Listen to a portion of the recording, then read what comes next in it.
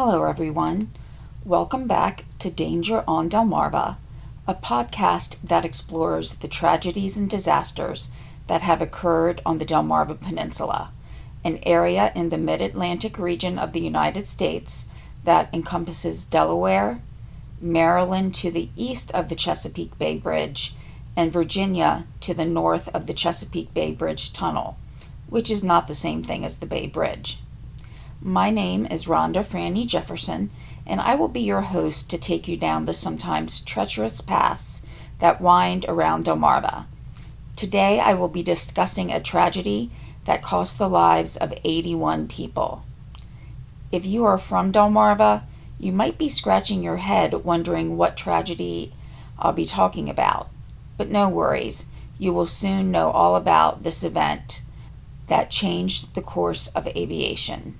So before I really get into the story, today I always just want to say that this podcast reflects my personal interest in the exploration of how or why an event occurred to try to understand the reasoning behind the acts and decisions of others. I mean, no disrespect to any parties mentioned in the podcast. I have obtained facts for this information through publicly available sources from the internet, YouTube, and other documentaries that are available. In some cases, my personal observations about the area and knowledge about certain areas may be discussed. The podcast is produced for informational purposes, and as I have gleaned the information from publicly available sources, I cannot guarantee that everything involving accuracy, completeness, or validity. I or my podcast cannot be held responsible for any errors, misinformation, and time delays, such as there are further developments or updates after the publication of this podcast. Now, as a warning, each episode may discuss injury, death, emotional and mental health, and may contain triggers regarding various instances. I also want to discuss a little bit about geography. The incident in this episode takes place in Elkton, Maryland. If you have had a chance to listen to the last episode regarding the Newcastle County courthouse shooting, you may have recognized Elkton as the town where the matriarch of the Matuzowitz family was apprehended. Elkton is about 57 miles from Baltimore, heading northwest, and about 51 miles southeast of Philadelphia. It's pretty much right in the middle of these two larger cities. Elkton is close to being outside of Delmarva, but it just squeaks in under the wire. So today we're going a little bit back in time, almost 60 years ago, to December 8th, 1963. At 4:10 p.m., Pan Am Flight 214 took off from the Isla Verde International Airport in San Juan, Puerto Rico. The airplane had already flown the opposite route earlier in the day under the flight number of 213. Flight 214 was scheduled to stop over in Baltimore at Friendship International Airport, which has since been renamed Baltimore-Washington International, then subsequently Baltimore-Washington International Thurgood Marshall Airport. For the sake of clarity, I will just refer to this as Baltimore. The crew was experienced and more than competent. The pilot was 45-year-old George F. Newth. He had been with the company for 22 years, which I must say I was surprised to see. This would mean that he had been with them since 1941, beginning his career with them when he was only 23 years old. He had a little over 17,000 flight hours, of which 2,890 were on this particular type of plane, the Boeing 707. To further explain his acuity in flying, he had been the pilot of a Lockheed Constellation under Pan Am Flight 100 when a small single-engine plane crashed into his. Unfortunately, the occupants of the Cessna did pass away, but somehow he was able to land the Lockheed with no injuries on board. John R. Dale was the 48-year-old first officer. He had a total of almost 14,000 hours of flying time, of which 2,681 were in a Boeing 707. The cockpit had to be very crowded that day because on top of having a first officer, there was also a second officer. This was a Mr. Paul L. Oranger of New Rochelle, New York, which is actually just down the road from where I went to college, so I'm pretty familiar with the area that he was from. He had just a little over 10,000 hours of flying experience, and 2,808 of that was in a Boeing 707. And along with him was a flight engineer, John R., and I apologize if I do not pronounce this 100% correctly, Cantiliner of Long Island. Now, he had a total flying time of 6,066 hours, but only 76 hours were in this Boeing 707 model. So I almost wonder if there were so many people on board that day to help the engineer, kind of to guide him, give instruction, things like that. The first leg of the return flight was as normal as anyone could ever expect. They made it to Baltimore and dropped off 67 passengers, leaving 73 on board. Those who disembarked at Baltimore had no idea how close they came to a tragedy. Baltimore and Philadelphia are pretty close geographically. If I'm ever in need of flying somewhere, I check both airports as they are about the same distance from me. And even if driving the distance, it's not extremely long between Baltimore and Philadelphia. So at 8:24 p.m., the plane left Baltimore, ready to proceed and land for the day at their next destination of Philadelphia. But it was not to be such a quick and easy trip, as I'm sure that many were expecting. Even with the two airports being as close as they were to each other, the weather would be an issue while approaching Philly.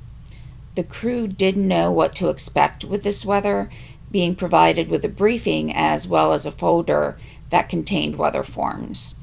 Part of the briefing did include information that the storm had just recently passed through Baltimore, and they were told that they would probably encounter it near Philadelphia.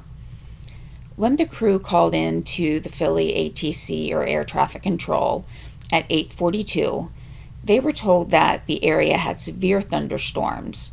So this storm itself did not seem to be just a really quick pop-up storm. The winds were more like a gale, and some of them would gust up to 50 miles per hour. Lightning was seen frequently in that area. And from a passenger standpoint, it must have been awe-inspiring to see the streaks of lightning across the sky while you were at 5,000 feet in the air. If I were to see this on a flight, I don't know personally if I would stare, because I knew that I would probably never get a chance to experience that again, or if I would hide my eyes and try not to think about it. But lightning is normal for flights. It is estimated that each plane gets struck by lightning approximately 2 times a year. Many planes have commercial lives that can last for decades, so planes are made to withstand this. On another note, I found myself actually checking the date of the accident as far as the month. While this area is not necessarily bombarded with sleet and snow during the winter, I found the timing of a thunderstorm in December to be just a tad unique. I was almost wondering if a nor'easter had been coming up the coast. But without going too far off on a tangent, as a result of this storm, there were already some planes that were in a holding pattern as they decided to wait out the storm. There were 5 planes that were already in this pattern. Air traffic control let the pilots of Flight 214 make their own decision on whether they wanted to hold or divert to another airport. They decided to wait it out. So they stayed at the 5,000 feet, waiting amidst the rain and the wind in anticipation that they would land soon. At around 8:50, the crew advised air traffic control that they were ready for a clearance to land.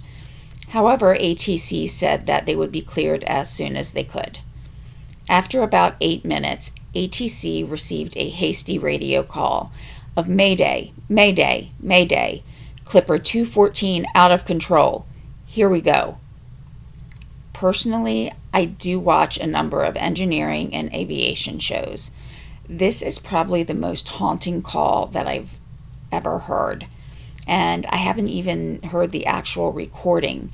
I've just heard a number of people say the same words that I just said. I think it's the "here we go" that says to me that the crew knew what was going on, and most likely the passengers knew. And I just can't imagine being in that situation, knowing that the plane was going down that quickly. On the other hand, as we explore more about this accident, I almost wonder how many people actually would have had a chance to understand what was going on. So another plane was about 1,000 feet above 214. This was National Airlines Flight 16, and they were the next to call into ATC with the message of Clipper 214 is going down in flames. Clipper was the nickname or call sign for this particular plane. So shifting my thoughts now as a witness to those who were on the plane, the crew and the passengers of all of those 5 flights, the residents of Elkton or those who were traveling on the roads that connected the cities, those who may have even been on one of the large bridges in the area that connected the western shore to the eastern shore. This is a high traffic area. So everyone who saw this happen must have felt that they were living in a nightmare. They were in just this juxtaposition of emotion, whether it was fear, relief, sadness. And for those who were on other planes, I almost wonder if there was a survivor's guilt, even though they were not on the exact same flight. But speaking for myself, I would probably be asking, why not us? Even before I knew the reason for the accident. By 8:59, less than 1 minute after the Mayday call, Flight 214 crashed. A cornfield close to Elkton was where the plane landed. The jet fuel caused the cornfield where the plane fell stricken to catch fire. While dispatchers urgently called for everyone available to get to the site as quickly as possible, rescue attempts would be in vain. All people aboard the 707 perished, all 81. So help did arrive quickly. A police officer who was a Maryland state trooper was the first on the scene. His words indicate the level of destruction that hit this plane. And I quote, "It wasn't a large fire. It was several smaller fires. A fuselage with about 8 or 10 window frames was about the only large recognizable piece I could see when I pulled up. It was just a debris field. It didn't resemble an airplane. The engines were buried in the ground 10 to 15 feet from the force of the impact." End quote. These fires burned for 4 hours. The recovery truly was a collective effort. Firefighters, police officers from Cecil County, which was the county that Elkton was located in, responded.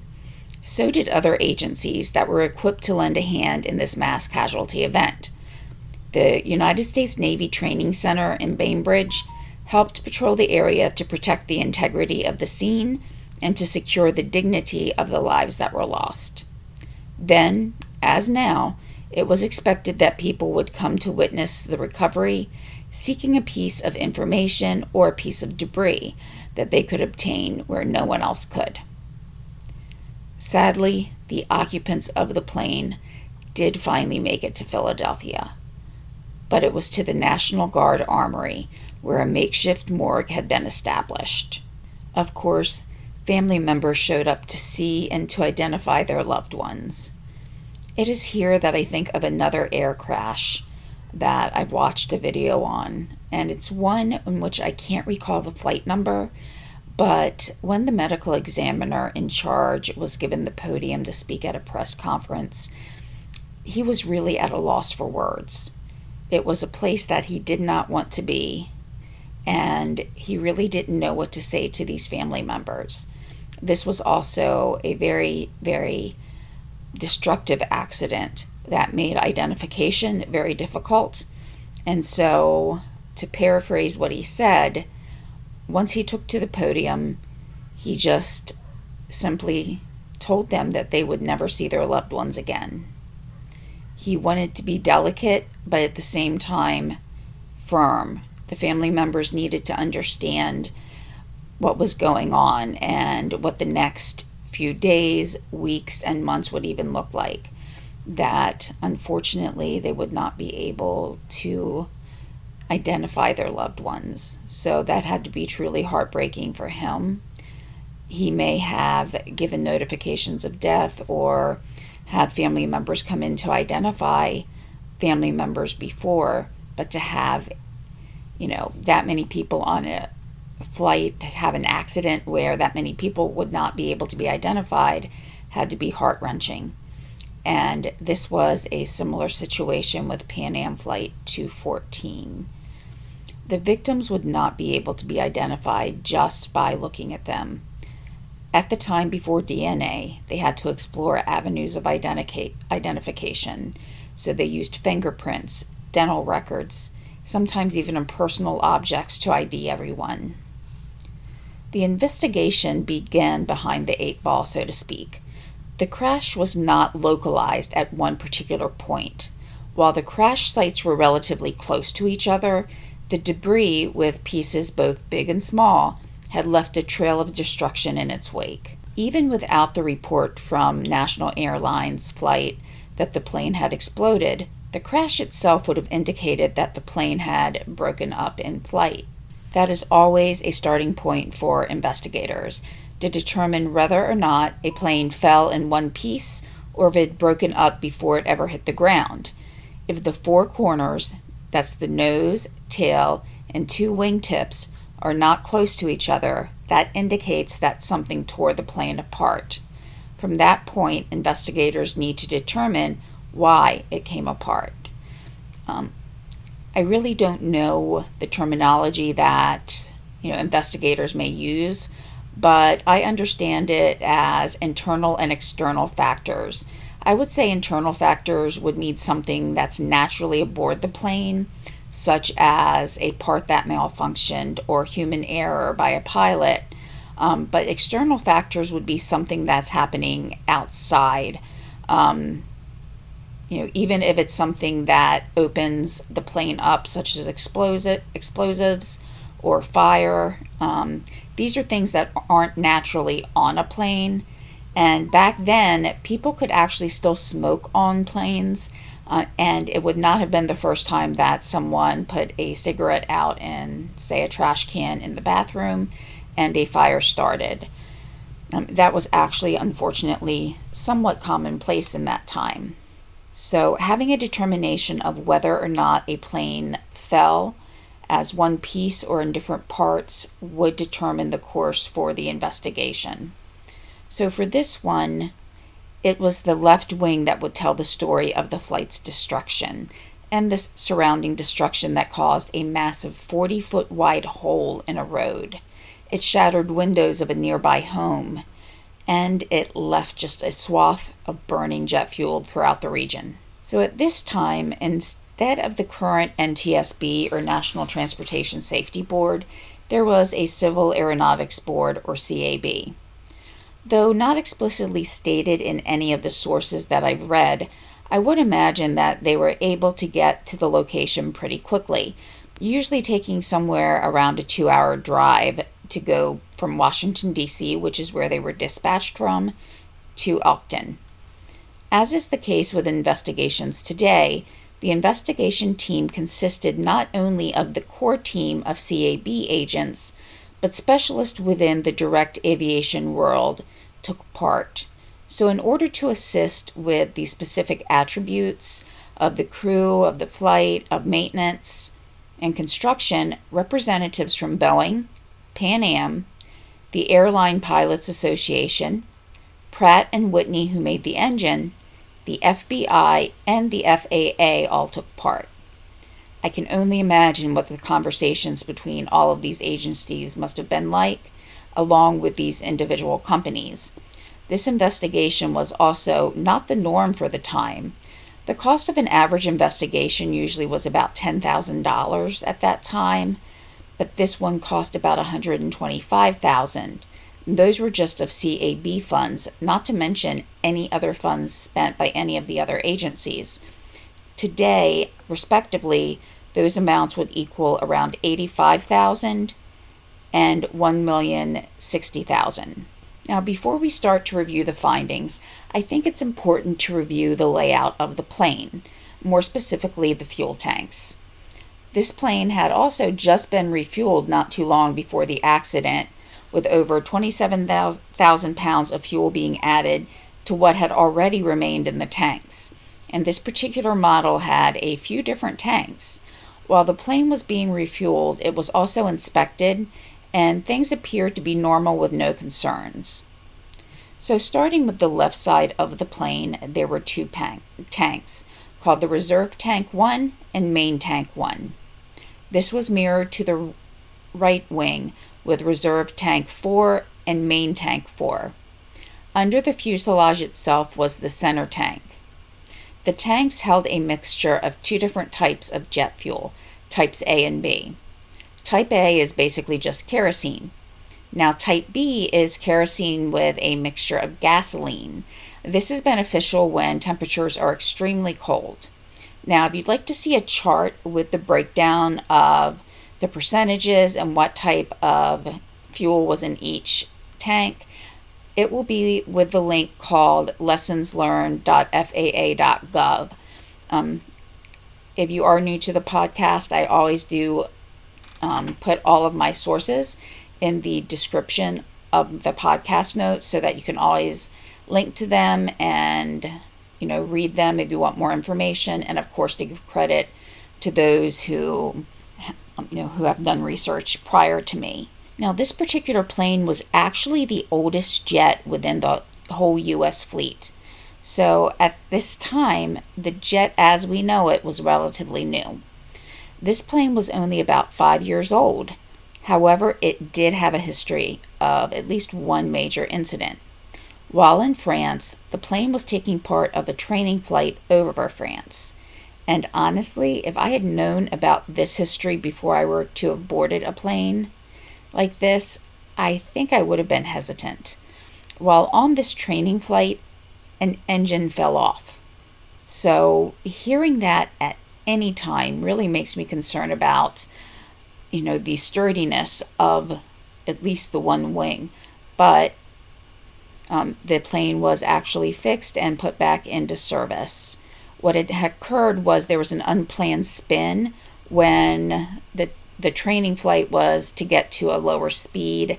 But as the plane was spinning and going down, it was met with really extremely high forces, and that affected the plane so badly that the engine just fell off.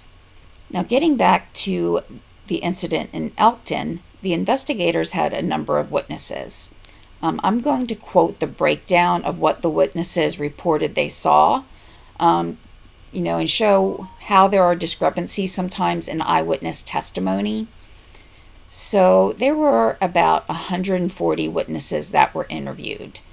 99 of those reported seeing an aircraft or flaming object in the sky. 7 witnesses stated that they had seen lightning strike the aircraft. 72 witnesses said that the ball of fire occurred at the same time as or immediately after the lightning strike.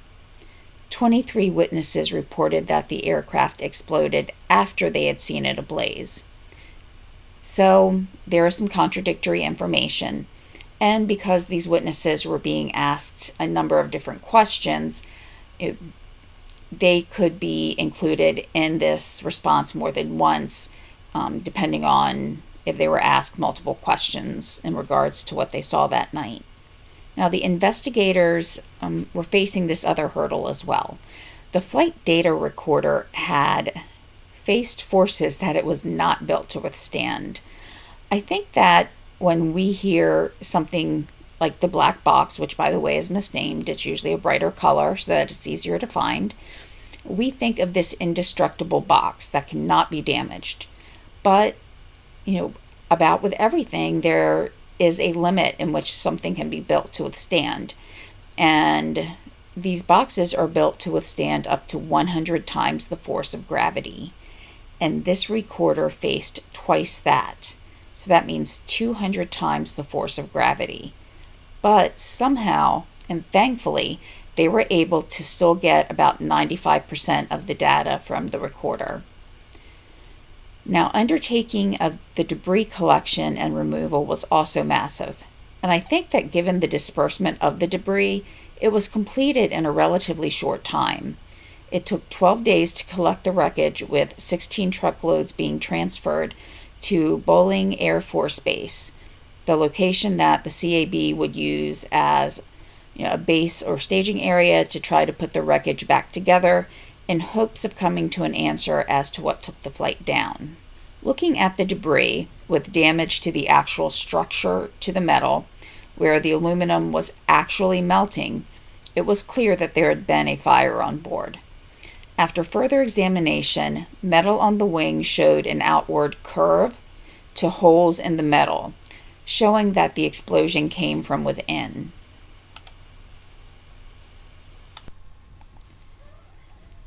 This led credence to the witnesses who said that the plane was burning while it fell.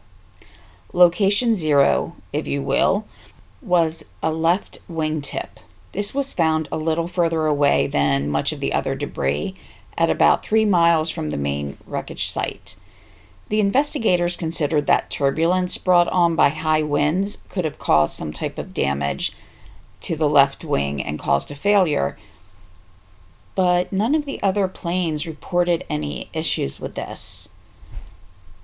Also, one of the other planes that was in the holding pattern was hit by lightning, and they had no issues. After reviewing all aspects of the crash, especially the condition of the wing and the weather conditions at the time, the CAB was narrowing in on a theory: lightning. This idea was not met with an enthusiastic reception. Pilots and experts knew that most planes did get struck by lightning with little or no adverse effects. The thought that lightning would bring a plane down did not seem possible. However, there was a plane that, approximately 4 years earlier, did that. It exploded due to static electricity, lighting fumes from the fuel. Could something like this have happened to Pan Am Flight 214? This led the CAB to try to research and test theories about how or if lightning could cause the fumes to ignite. Within the week, they had garnered enough information to issue a directive.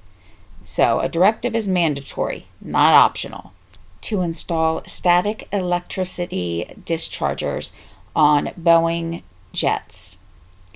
These dischargers do not affect the flow of lightning, but the FAA had reviewed all information and felt that this was a step in the right direction. What these dischargers do, it allows static electricity to flow more evenly when being discharged into the air. Planes are prone to static electricity, especially when flying through a storm. Just as the friction from you walking across a carpet in the right conditions, then touching a door handle and feeling a shock, a plane flying through wind and rain creates exponentially more static. So at this point, there were two parts of the investigation. There was the disagreement amidst the experts as to whether or not static dischargers would have any beneficial impact. They felt that it could also bring about a sense of security by making people think that even if lightning was found to be the cause of this accident, the dischargers would take care of the issue. The other part of the investigation that was still continuing was trying to figure out what conditions would, if they could, allow a lightning strike to damage a plane to the point that a crash was not survivable. The FAA then looked at the type of fuel. Remember, there were two types of fuel that were in the tanks, Type A and Type B. And each of these types of fuel had their own advocates and protractors. Type A had a higher ignition point. Type B, with the addition of gasoline, had a lower ignition temperature. So Pan Am was actively involved in aiding with the investigation to the best of their abilities, And the pilots on this next test must have had the nerves of steel, because Pan Am tried to fly in a manner that simulated turbulence so that the crew had faced on Flight 214. This test showed that fuel did not discharge from the plane itself, but it did move into a vent system. It collected in the surge tanks, then eventually returned back to their regular tank. This would create fumes going throughout the tanks of the plane. So what Pan Am decided to do was to be proactive. They were going to inject inert or an active gas into the tanks, so that would lessen the chance of the fumes being there and igniting. So when the final report was actually released from the CAB in March of 1965, the CAB had decided that all the evidence pointed to a lightning strike, which went on to ignite fumes that had gathered in the tanks that contained the combination fuel, which had the lower ignition point. One of the main reasons was looking at the left wing itself and where it had blistered, so the damage to that wing really helped lead them to this conclusion. And the decision on the cause of the accident in a lot of ways was a process of elimination. So to quote from the source for this information, despite one of the most intensive research efforts in its history, the agency could not identify the exact mechanics of the fuel ignition, concluding that lightning had ignited vapors through an as of yet unknown pathway. The board said, "It is felt that the current state of the art does not permit an extension of test results to unqualified conclusions of all aspects of natural lightning effects. The need for additional research is recognized and additional programming is planned." So in other words, they knew that lightning caused it, but they didn't know 100% exactly how. Even though they were able to determine it was from ignition from the fumes, they still wanted to do other tests to try to figure out exactly how that occurred. Because without knowing exactly why, then the issue may pop up again. And with any accident investigation, the goal is to learn and try to prevent this from happening again. A saying comes to mind, and that is, "You don't know what you don't know." While the experts were initially confident in their stance that lightning could not cause an airplane to crash, much less explode, they were proven wrong. In the aftermath, there was a commitment for more testing as well. By 1967, the FAA had made a mandate that fuel tanks must be made in such a way that fuel vapor would not ignite if struck by lightning. Other improvements included using a thicker aluminum surface on the wings and taking electrical bonding components into consideration. Something that to me seems ingenious in how they had to be designed was a fuel vent flame arresters. Really, what these could do was detect if fuel vapors had ignited and stop them in their tracks. It would extinguish them before the fire had a chance to go anywhere. And one of the reasons I really find this fascinating is this was 1967. So this was something that would automatically be done without, the pilots having to really even know that something was happening. Now, going back to that saying that you don't know what you don't know, unfortunately, the investigation did not seem to take the testing to the next step. Lightning, as we all know, is electricity. And one night, while I was home from college, I remember I sat glued to the television, praying that survivors would be found in the Atlantic after TWA Flight 800 crashed into the water. As more video and pictures came into focus, I still tried to hold on to hope that someone had survived. I was just about to turn 20, and just from the reports that were coming in, it indicated that there was a large number of students on board. And I just remember thinking about them and that, their whole lives were ahead of them. And in a matter of seconds, it was gone. And so while this episode of this podcast is not about TWA 800 from 1996, And I say it this way because there was actually another crash of a TWA Flight 800 in 1964. It shows a correlation that I wish could have been made at the time of Pan Am 214. In TWA Flight 800, a short circuit created a spark which lit vapor from the fuel that was in the center tank. They were actually flying with the tank pretty much empty, and so that allowed just all of the vapors to accumulate at the top of the tank, and really with as empty as it was through much of the tank. And the fuel was also extremely hot, as the plane had to sit for at least an hour to take off. They had to run the air conditioners for the passengers.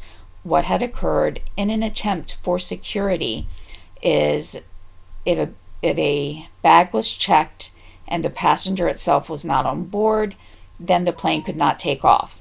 So there was some confusion about a particular bag, and come to find out it was actually on board the whole time. But because it was so hot the whole time that the plane was waiting, the air conditioners had been running, and that created a lot of heat.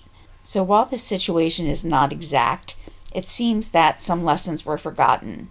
So, as I said, the center tank had this vapor content that was flammable, and so did the tank on the left wing of Pan Am 214. Changes were made to make sure that vapor did not escape into areas that would be susceptible to lightning, but little, if any, thought was given to the electrical sources. But I do have the advantage of hindsight, of knowing what the outcome of the investigation would be. This also makes me think back to near the beginning of the Pan Am 214 investigation about how they would take electrical components into consideration. And this is where I'm thinking, how far did they go? Did they go far enough in thinking about, all of the things that, could cause some type of vapor ignition? So thanks to these investigations, the knowledge that engineers of today bring to the drawing board when planning the build of a plane is a much wider knowledge base. This knowledge also trickles down so that many people, even outside of the aeronautic or aviation industries, and even the engineering and electrical industries, can recognize red flags. While watching documentaries, if I ever hear about a fuel tank or some other type of liquid that can create vapors, I really start to worry because I kind of have an idea of where the documentary might be going. Then I start to go over the what ifs. When it comes to this accident, I start to wonder, what if the crew decided not to stay in a holding pattern and had diverted? What if they waited 30 minutes and then decided to go to another airport? But the thing is, we will never know what the answer to those what ifs are. If Pan Am 214 had left and decided to divert to another airport, could lightning have struck another plane and had the same result if the plane also had some type of mixture of fuel in it? As we already know, one of the flights that were in holding pattern were already struck by lightning. So it's possible that one of the other 4 planes, or even the same plane that had been hit, could be hit by lightning again. So it was really just a matter of chance that this plane was there with that exact fuel mixture at that exact time. So, what if people had known about this earlier? Again, goes back to the you don't know what you don't know. But we really need to take these accidents and learn, and then go a step further.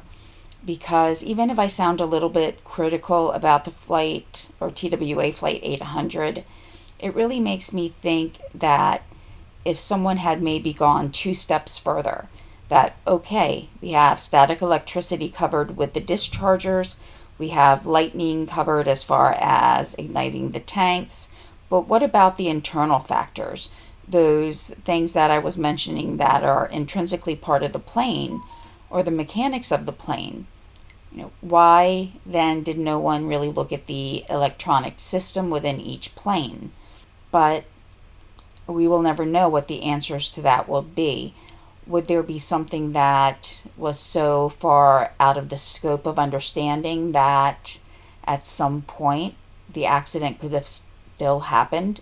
Possibly.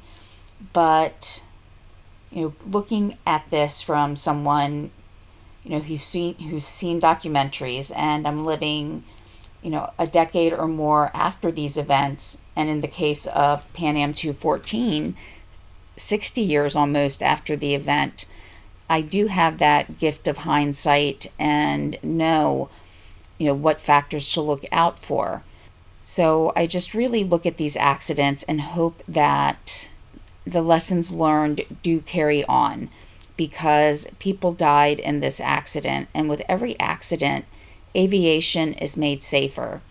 Even going beyond aviation, whether it's rail accidents, ship accidents, the whole goal is to try to narrow down that intrinsic danger that any type of transportation has, and especially transportation that has a large number of passengers on the plane.